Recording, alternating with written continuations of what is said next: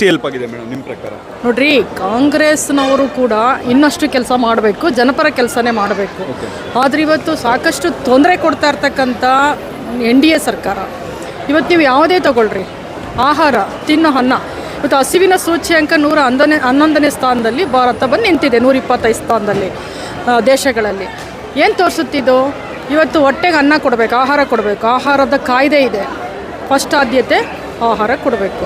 ಆದರೆ ಇವತ್ತು ಆಹಾರವನ್ನು ಕೊಡೋ ಬದಲಿಗೆ 29 ರೂಪಾಯಿ kg ಅಕ್ಕಿಗೆ ಮಾರ್ಕೋತಾ ಇದ್ದಾರೆ. ಅದು ಮೋದಿಯವ್ರ ಫೋಟೋ ಹಾಕ್ಕೊಂಡು. ಇವ್ರಿಗೆ ಜನ ಬೇಕಾ ಬೇಡವಾ? ಜನ ಬದುಕಬೇಕಾ ಬೇಡವಾ? ಜನರ ಜೀವನ ಮುಖ್ಯನಾ ಅಲ್ವಾ? ಹಾಗಾದ್ರೆ ಇವರು ಏನು ಮಾಡ್ಲಿಕ್ಕೆ ಹೊರಟಿದ್ದಾರೆ ದೇಶವನ್ನು? ಅನ್ನನೇ ಕೊಡ್ಲಿಕ್ಕೆ ಆಗದಿರೋರು ಇನ್ನೇನು ಕೊಡ್ತಾರೆ? ಅಲ್ಲ, ಇವಾಗ BJP ಅವ್ರು ಏನು ಹೇಳ್ತಿದ್ದಾರೆ ಅಂದರೆ ನಾವು 10ನೇ ಸ್ಥಾನದಲ್ಲಿ ಇದ್ದಿದ್ದನ್ನು 5ನೇ ಸ್ಥಾನಕ್ಕೆ ತಗೊಂಬಂದಿದ್ದೀವಿ ಅಂತ ಹೇಳ್ಕೊಳ್ತಾರೆ. GDPಯಲ್ಲಿ ಯಾವ GDPಯಲ್ಲಿ ಕುಸ್ತೋಗಿದೆ? ಇವ್ರ ಅಧಿಕಾರಕ್ಕೆ ಬಂದ ಮೇಲೆ GDP ಕುಸ್ತಿದೆ, ಆದಾಯ ಕುಸ್ತಿದೆ, ತಲಾದಾಯ ಕುಸ್ತಿದೆ, ಮನೆ ನಡೆಸೋದು ಕಷ್ಟ ಆಗಿದೆ.